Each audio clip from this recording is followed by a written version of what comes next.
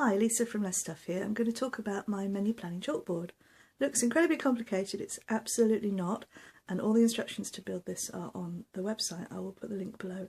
It's done with this paint here from Mano Mano, which seems to be lasting forever. There's so much in there, and I think this is my third chalkboard now. So, just to put you out of your misery if you think, oh, I can never do that, you can. This is just quarters. So you halve it, you quarter it, and then you use really thin masking tape to draw lines down it and you paint it. But full instructions on the website, really easy. So the way it works is, around the outside are the months. There's 12 spaces for the months, and I've written in the seasonal food for each month. In the middle, I can put in the things that are in the fridge that need using up. And then I've got spaces for each weekday, Monday, Tuesday, Wednesday, Thursday, Friday, Saturday and Sunday. Got an extra box for things that I don't want to forget, so I've got to make some coleslaw because I've got loads of things that need using up, and I might write I know that it's someone's birthday coming up, just remembered, so I'm going to write that down so I remember that if we're going out to eat I will not plan to cook that day. So the way it works is, the first thing I do is write down everything in my fridge that needs using up. So it's quite a lot at the moment. We're in May and the veg box is doing really well, but it's a bit cabbagey.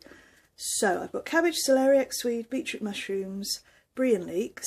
I made twice as much cake as normal over the weekend, so I'm either going to freeze some of that or use it up somehow.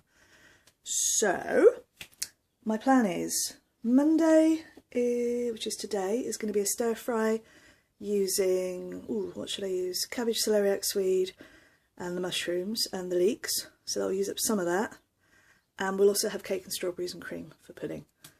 Then tomorrow I'll make pasties with some of the other stuff. There's probably going to be mushrooms left, there will definitely be swede left and celeriac, so I'll find something else to go with that, maybe some brie pasties, that might be quite nice, and we'll have some mushroom soup which I'll thicken with the cream.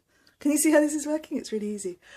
Wednesday, anything left over is going to get turned into a curry, and I've frozen loads of chickpeas and I've got those in the freezer, and I'm going to make a trifle with any leftover cake. There won't be any strawberries left over, but I'll think about that when I think about it.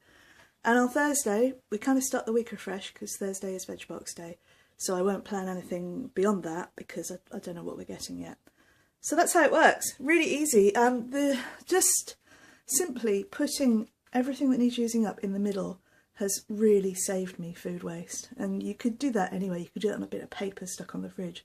It doesn't need to be a massive, great big chalkboard like this. I'm being nudged by the cat. Aren't I, pussycat? Yes.